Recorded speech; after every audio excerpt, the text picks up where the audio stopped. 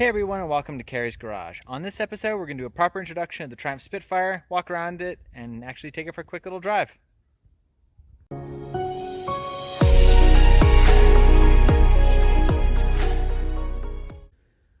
Alright, so this is the 1976 Triumph Spitfire 1500, finished off in a lovely shade of russet brown called the British Potato.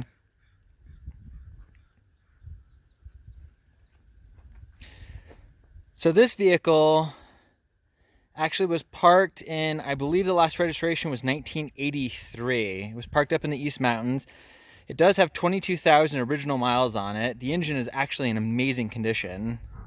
When I changed the oil before I got it started a while back, it had an original British Leyland oil filter still.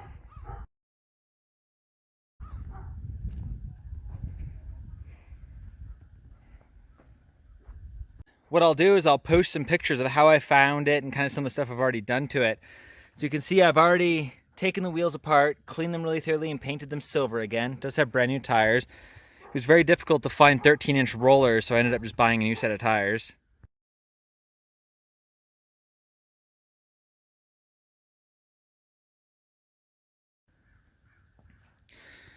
Here's what's left, I don't know if you can really see it, of the original Spitfire 1500 on the hood. Now the interior leaves a lot to the imagination. It does need quite a bit of work, but I'll be taking out the whole dashboard, cutting new wood for it. I can get a new dash pad. I am missing the driver's seat, and there is a little bit of rust right there that I'll be able to fix. Overall, for a car that sat under a tree in the mountains for a very long time, it has very minimal rust, which is great. And as you can see, if it'll focus, 22,074 original miles.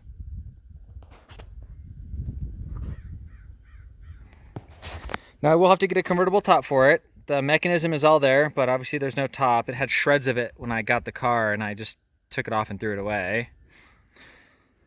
Not sure what's going on with the deck lid back here on the trunk, but the paint's completely baked off of it, but we'll do something.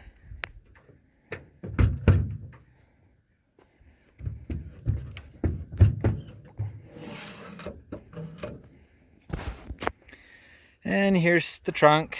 It's got an electric fuel pump right there. When I tried to get this car running for the first time, the fuel tank actually had a split in it and just started pouring gas everywhere. So I've got a temporary solution right now until I can figure out the gas tank situation. There's the original license plate, last registered 1983. And here's its original 1500cc four-cylinder with the single side draft carburetor. I haven't really done anything to clean it up. All I did was I changed the oil, put a new filter on it, put some lubricant down the cylinder, spun it over to build good oil pressure, put new spark plugs in it, and got it to run. I also replaced one hose that was leaking, but I've got quite a lot of stuff that I'm planning on doing with this guy.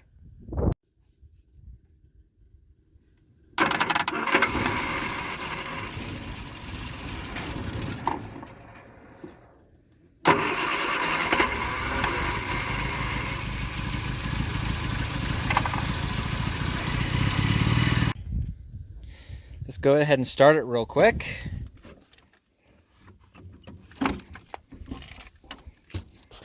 Now it is a little awkward not having a driver's seat, but it's small enough I can fit, thankfully.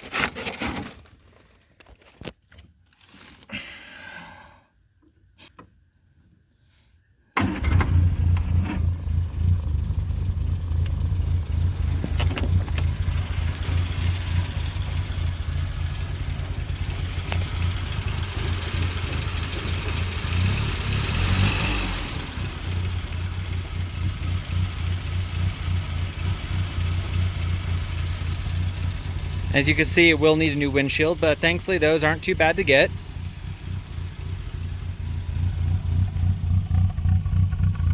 Does have a pretty decent little exhaust note. Sounds fun when you get into it.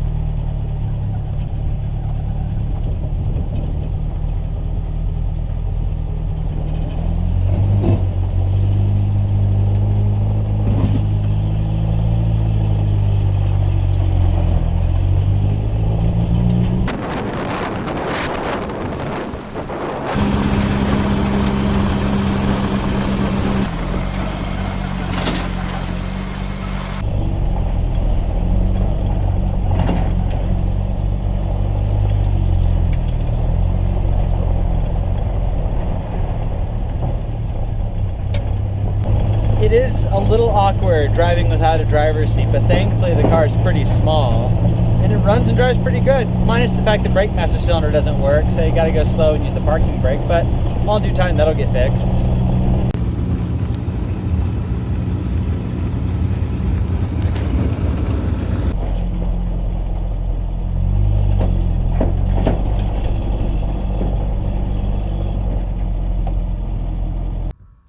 Alright, well that concludes the Triumph Spitfire, showing it around. So what I'll do is I'm going to do a resurrection series on bringing it back to life, getting a bunch of work done to it, and getting it so it can be driven.